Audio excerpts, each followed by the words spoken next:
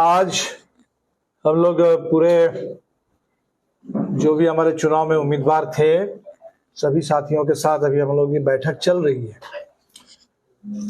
तो हम लोग 18 तारीख से 24 तारीख तक एक सप्ताह हमारे सभी जीते हुए हारे हुए तमाम उम्मीदवार जनता के बीच में होंगे। 18 से 20 एक सघन जन संपर्क जन संवाद अभियान 18 से 24 एक सप्ताह का हमारा होगा। और जिन्होंने इस पूरे दौर में जिन लोगों ने भरोसा किया हमारे ऊपर, वोट किया, उनका आभार। बाकी भी जहां वोट नहीं भी मिला उनसे भी हम लोग सुनना समझना चाहेंगे। और कुल मिलाकर के जो बिहार में परिणाम आया, इस परिणाम के बारे में भी लोग क्या सोच रहे हैं, समझ रहे हैं, इस पर भी जनता से हम लोग संवाद करेंगे।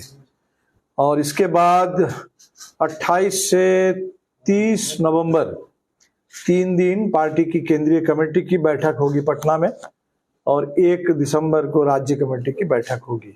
तो आगे ये बैठकों का सिलसिला चलेगा।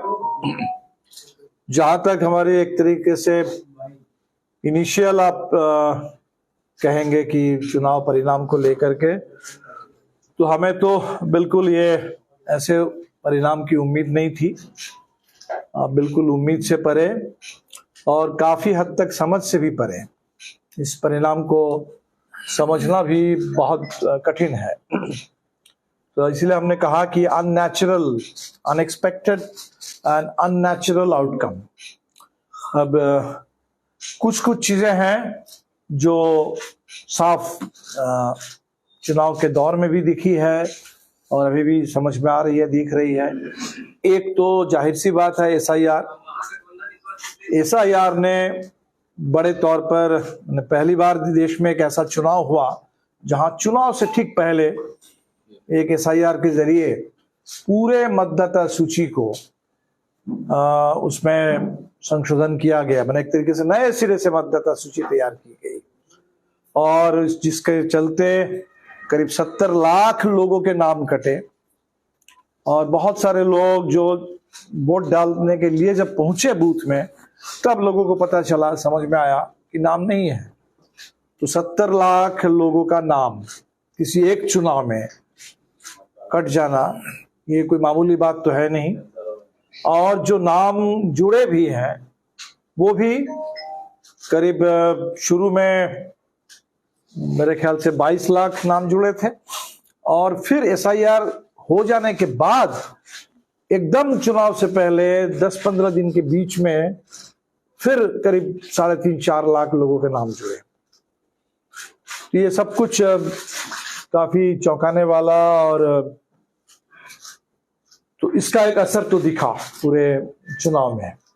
दूसरा, जिस तरीके से पैसे चुनाव से ठीक पहले, तब तक चुनाव की घोषणा नहीं हुई जब तक सरकार ने अपनी सारी योजनाओं के बारे में अचानक घोषणा नहीं कर दी। और चुनाव होगा ठीक पहले ये घोषणा होगी कि 10,000 रुपए हर जीविका से जुड़े महिलाओं के खाते में दिया जाएगा, और वो पैसा उछलता रहा। इधर चुनाव भी हो रहा था और पैसे भी बांटे जा रहे थे। ये भी गजब किस्म का प्रयोग है। पूरे हिंदुस्तान के लोकतंत्र में, चुनाव के इतिहास में ऐसा कोई उदाहरण इससे पहले नहीं रहा।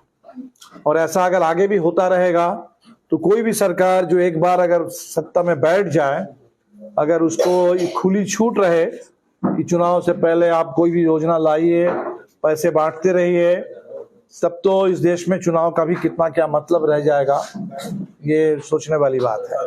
तो हम लोग इस पर भी जरूर सोचेंगे कि भाई ये जो प्रयोग किया गया, तो बिहार से तो इस प्रयोग की शुरुआत हुई, और इसके देखा देखी ये प्रयोग तो और आगे बढ़ेगा, और ऐसा ही प्रयोग होता रहेगा तो चुनाव में लोग क्या कर पाएंगे।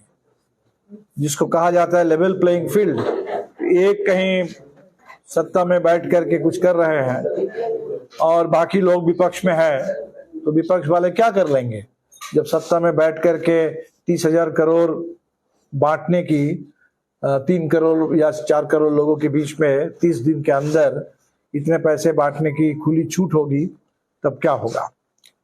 तो इसीलिए ये सब बातें बिल्कुल अपनी जगह पर है। फिर भी हमने देखा कि हमें वोटों में हमारी कोई गिरावट नहीं है। हम लोगों को 14 लाख से ज्यादा कुछ वोट मिले, लेकिन जो हमारा सिस्टम है, इस सिस्टम में वोट और सीट में अक्सर कोई आपको सीधा रिश्ता ही नहीं दिखेगा।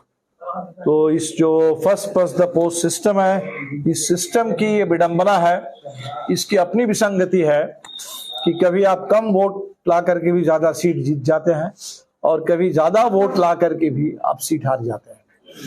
तो ये हुआ पूरे बिहार में, सब लोग देख रहे हैं। राष्ट्रीय जनता दल के पास सबसे ज्यादा वोट शेयर है 23%, लेकिन सीटें हैं सिर्फ 25, और हमारे पास भी 3% करीब वोट है, लेकिन सीट जो है वो 10%, एक तरीके से बहुत कम सीट हमको मिली। मैंने 243 में 2, मतलब उसको कितना कहेंगे, 1% से भी कम, 2.4 1% होता है। तो हमें 3% वोट है और 1% के इर्द गिर्द सीट है। ये जो वोट और सीट में कोई करस्पॉन्डेंस तो नहीं है, ये तो पूरे सिस्टम में ही नहीं है। जो ओवरऑल चुनाव परिणाम, हमने इसीलिए इसको अननेचुरल कहा कि जो हम लोग देख रहे थे चुनाव के दौर में भी या चुनाव से पहले, उससे कहीं मेल नहीं खाता। ये लगभग 2010 का जो चुनाव परिणाम था उसकी पुनरावृत्ति हुई है। फर्क कितना है कि 2010 में ये गठबंधन नहीं था जो इस बार था। उस बार राजद अलग, कांग्रेस अलग, माले अलग, हम लोग अलग लड़ रहे थे।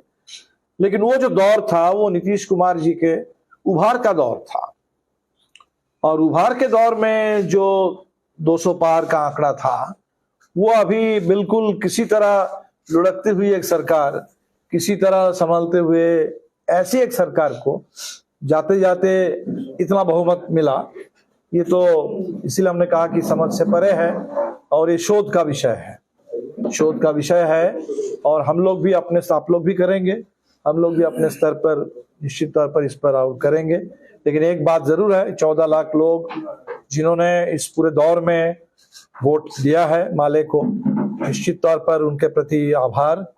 और मैं समझता हूं कि इस पूरे दौर में 14 लाख में 7 लाख महिलाओं ने भी वोट डाला होगा हमारे लिए। तो निश्चित तौर पर जहां 10,000 रुपए और इतने सारे पैसे, उसका इतना दबाव, SIR का इतना दबाव, ये सारे दबाव को ठुकराते हुए जिन लोगों ने माले पर भरोसा जताया, निश्चित तौर पर उनके लिए हम उनके प्रति शुक्रगुजार हैं और उनको सलाम करते हैं।